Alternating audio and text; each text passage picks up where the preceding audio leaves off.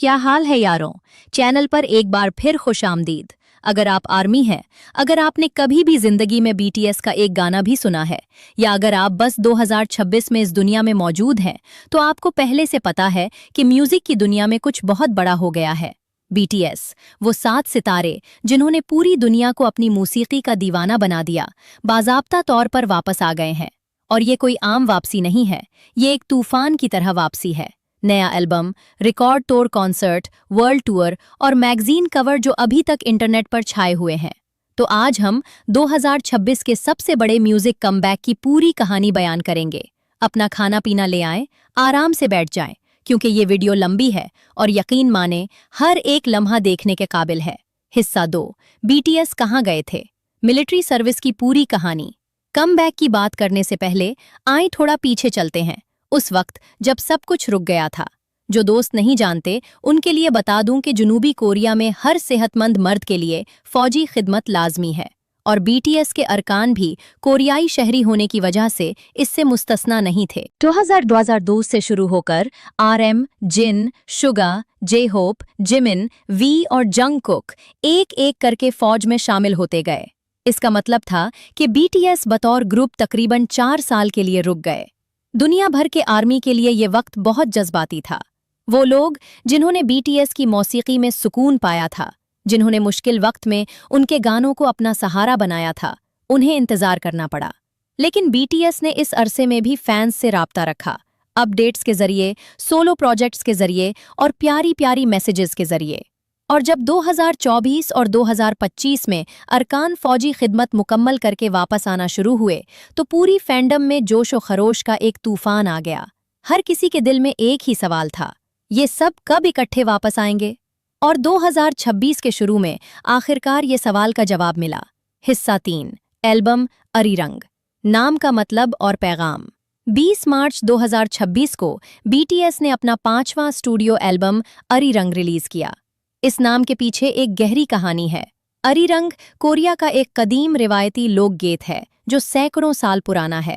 ये गीत कोरियाई सकाफत और कौमी शनाख्त का अहम हिस्सा है, इसीलिए इसे कोरिया का गैर सरकारी कौमी तिराना भी कहा जाता है।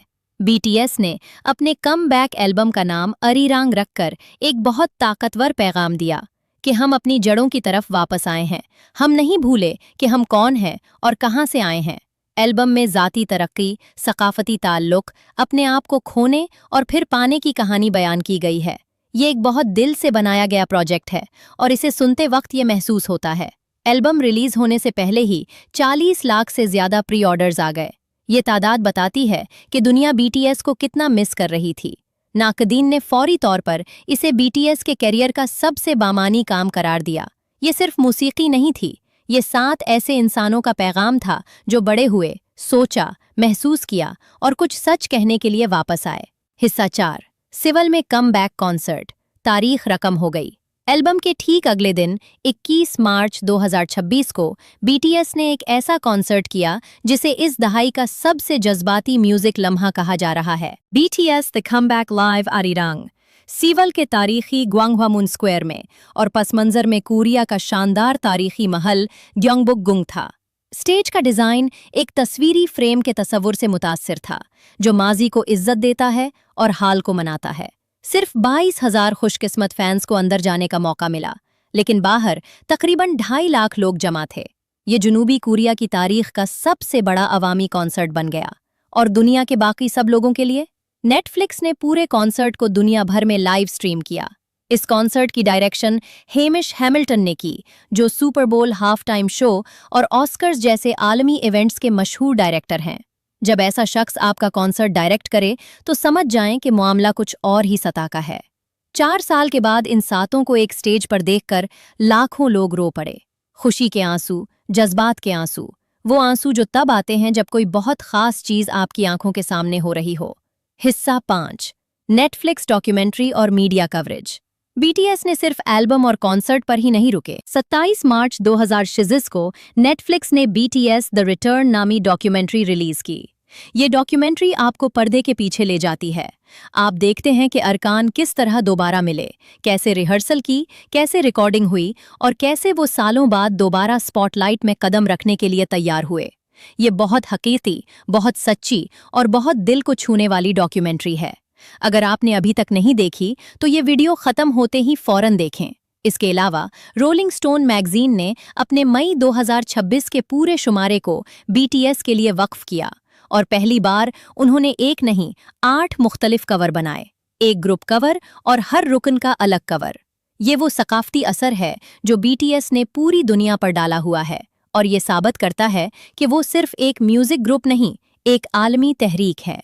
हिस्सा 6, अरियरांग वर्ल्ड टूर, पूरी दुनिया में धूम। अब आते हैं इस हिस्से पर जिसने पूरी दुनिया के आर्मी को पागल कर दिया है, अरिरांग वर्ल्ड टूर। 9 अप्रैल 2026 को गोयांग, जनूबी कोरिया से शुरू होकर बीटीएस ने अपना अब तक का सबसे बड़ा कॉन्सर्ट टूर लॉन्च किया। 85 से ज्यादा शोज, 34 शहर, 23 मुल्क और ये टूर 2027 तक जारी रहेगा।